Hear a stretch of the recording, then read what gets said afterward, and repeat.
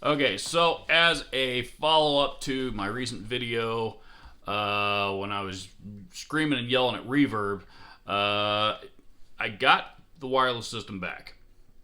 So, the dude did send me the wireless system back. I inspected it, and, there is actually a reset function on the unit itself. Basically just holding down the button for a couple of seconds to reset it in the event that it won't pair. I tried all that. I reset both the transmitter and the receiver, etc., etc. Turns out the guy was right. It won't, it won't pair. Now, what I don't recall is sending out a unit with the serial number / barcode ripped off of it, like you see here. This is what I got back. They do it this way. The serial number is not printed on the units anywhere, either the transmitter or the receiver. So this is the only identifying marking. I didn't, like I said, I didn't take note of this when I sent it out. I don't have any pictures or anything like that of this particular side of the box to verify it.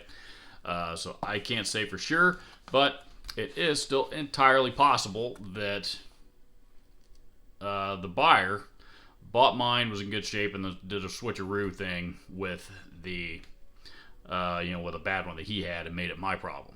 I don't know. I'm not accusing anybody, but I'm saying it is entirely possible. Regardless, let's, giving that individual the benefit of the doubt, I will still say, given Reverb's lack of action regarding any of this, you might be able to say I got lucky. Like I said, I don't have any way to verify if this is the same one that I sent out or not. I'm going to have to be more careful about, taking more identifying photos of that stuff before I, before I post listings, and certainly before I send them out. Regardless, even given the buyer the benefit of the doubt, Reverb's lack of action, and their lack of willingness to even want to try to mediate this entire situation so that it was fair for both parties, is still total complete horseshit. So my opinion about Reverb has not changed. I'm a little bit more forgiving of the buyer here at the moment after this. Now that at least now that I got back a defective unit. Again, assuming it's the one that I sent out. I don't know. Oh, and by the way, as a side note, reason number 5,786 not to do business with Reverb is this email that I just received today right here. To save you the trouble of zooming in, reading it, all that kind of stuff. Reverb are once again raising their seller's fees. And this time they are citing rising credit card fees as the reason for it. It seems to me, if you were charging 3% or 5% or whatever it was, as your fees, 5% of 5% of $100 is $5. If you account for inflation, that $100 item is now selling for $120.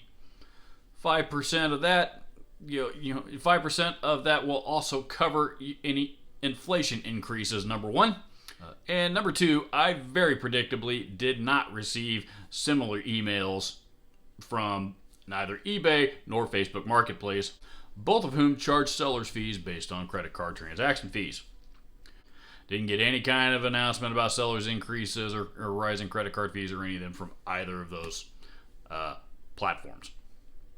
So, Reverb once again trying to grind the gears a little bit more, just trying to squeeze a little bit more money out of you. Sorry, Reverb. Being bought out by Etsy was the worst thing that ever happened to you because it used to be a fantastic platform. However, now you have become just another greedy corporate entity. And it's really, really sad to see.